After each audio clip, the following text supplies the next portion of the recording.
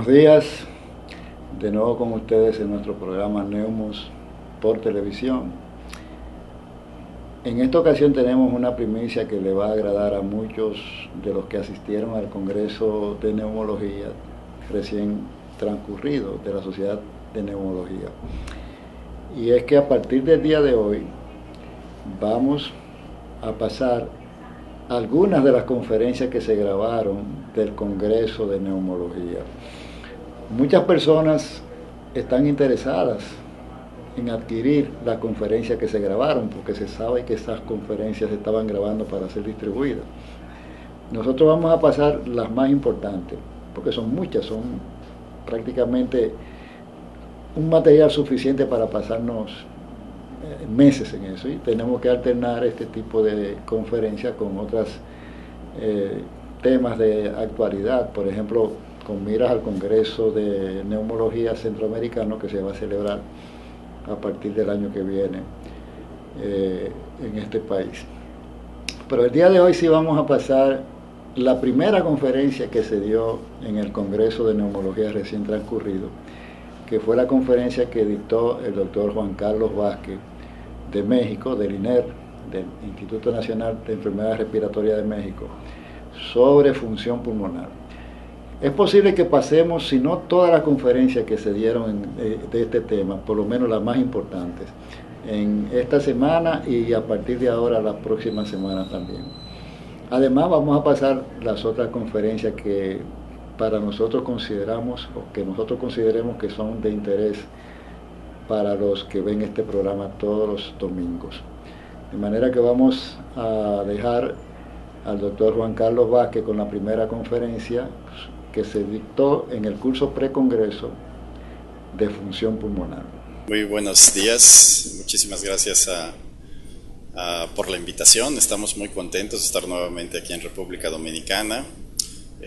Por supuesto, agradecer la organización y la invitación a los doctores Joubert y Rancière, que amablemente nos han reconocido e invitado a su país.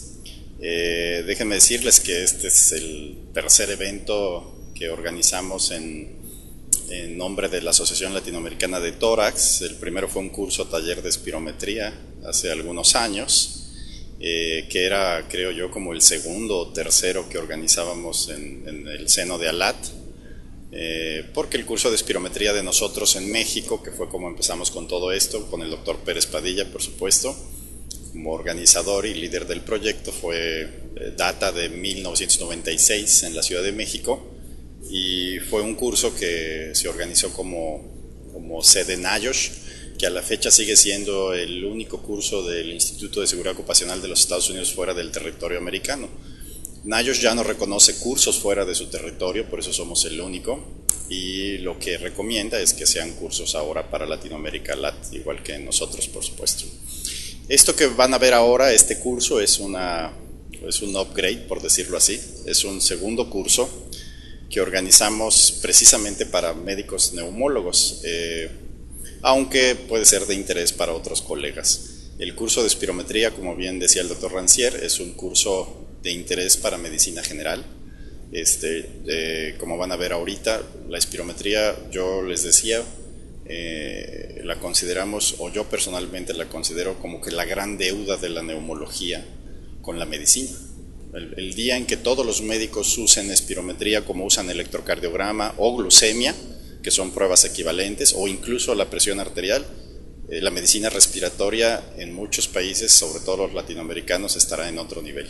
Entonces, todos ustedes, los que son neumólogos, que son la gran mayoría, y eso nos satisface enormemente, pues son parte de esa deuda.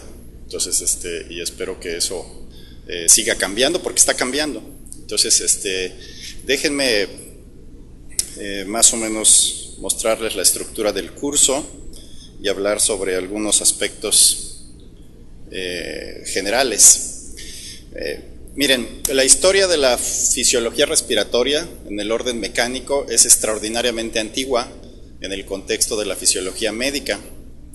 El dato preciso más antiguo que se conoce viene del mismo Galeno, quien fue un médico de gladiadores y de emperadores, ustedes lo saben, alrededor del año 200 que cuando fue en su época, después de Cristo, hizo un experimento muy sencillo que consistió en hacer respirar a un niño repetidamente de una bolsa hecha con una vejiga animal.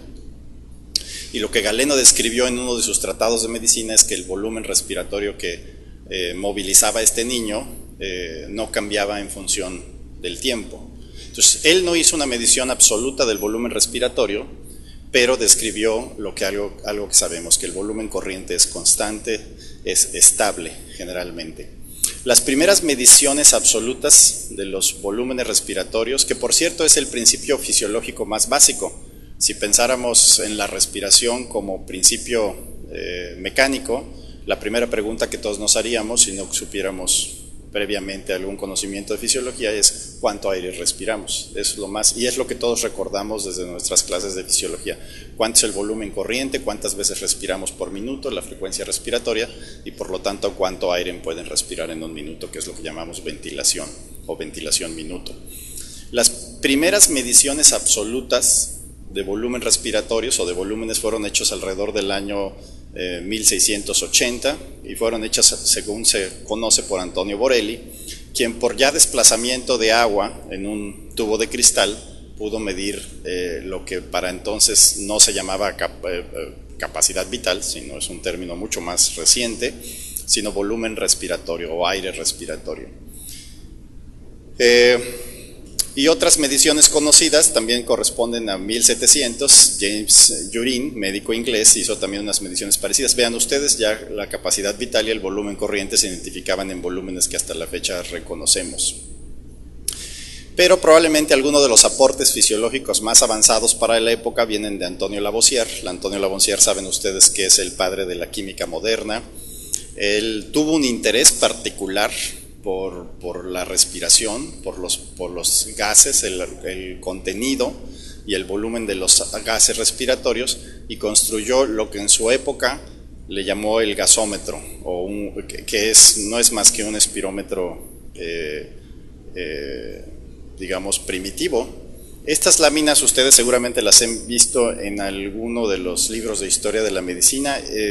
Fueron dibujadas por su esposa, quien está en las imágenes y quien era su asistente personal. De hecho, la pueden ver en uno de los extremos de la lámina, ella dibujando, y ella lo que describe aquí son los experimentos de Antonio Lavoisier.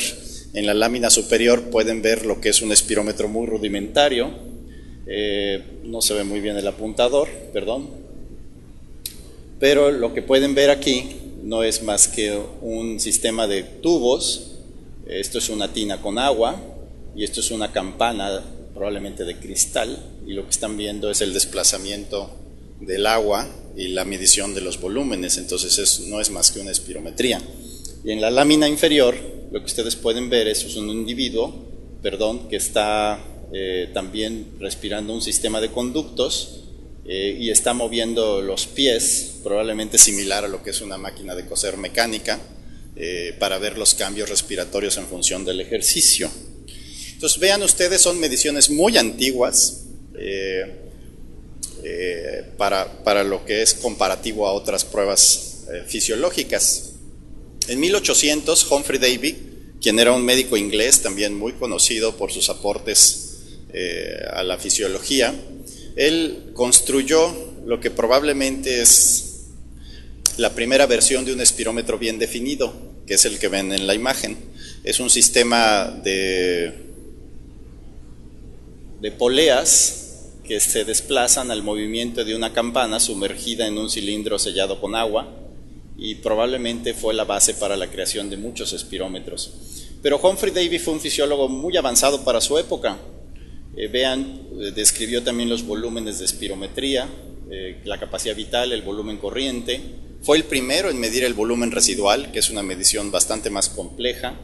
Usó la técnica de dilución que se usa hasta la fecha, en ese entonces con hidrógeno, y más aún fue el primero en medir el consumo de oxígeno y la producción de dióxido de carbono, que son mediciones incluso también bastante más complejas y de orden metabólico. Pero el que se le considera el padre de la espirometría es a John Hutchinson. Con frecuencia he oído decir que es el inventor de la espirometría, o se dice que es el inventor de la espirometría, y como ustedes ven, el aporte de la espirometría es mucho más antiguo, casi un siglo antes. Pero John Hutchinson fue el primer médico que usó la espirometría de una manera muy amplia. Se cree que en su vida acumuló una experiencia de miles, probablemente arriba de 3.000-4.000 espirometrías. Él construyó su primer espirómetro, recién terminó la carrera de medicina, él se graduó a los 19 años, en 1830, en Londres, y inmediatamente después se contrató en una compañía de seguros, y ahí fue donde desarrolló su interés primario por investigar la función pulmonar en condiciones de salud y de enfermedad. Cuando John Hutchinson publicó su experiencia en espirometría, en realidad llevaba más de 16 años trabajando en espirometría. Esta es una lámina original de su trabajo. Él fue el quien describió con mucho detalle los volúmenes y capacidades. Vean ustedes, esto es lo que él fue el que acuñó el término capacidad vital, y que se refería a la suma del aire respiratorio, que no es más que el volumen corriente, el volumen de reserva expiratoria y el volumen de reserva inspiratoria, que es esto, y por supuesto el volumen residual, que es el que no podemos movilizar a pesar de exhalar con máximo esfuerzo. También vean ustedes, describió el impacto del tamaño de los individuos sobre el volumen pulmonar y el impacto de la enfermedad. Esto es una relación que conocemos a la fecha, que es el principal determinante de la función espirométrica, que es la estatura de los individuos.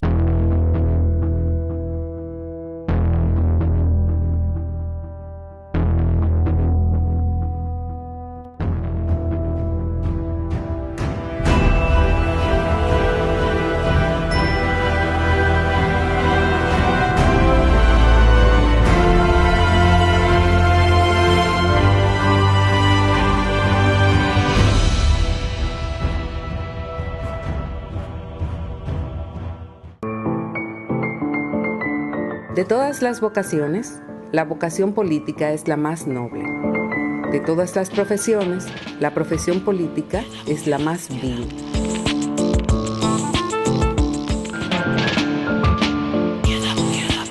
Para comunicarse con la producción de Diálogo Integral, escríbanos a la dirección que aparece en pantalla.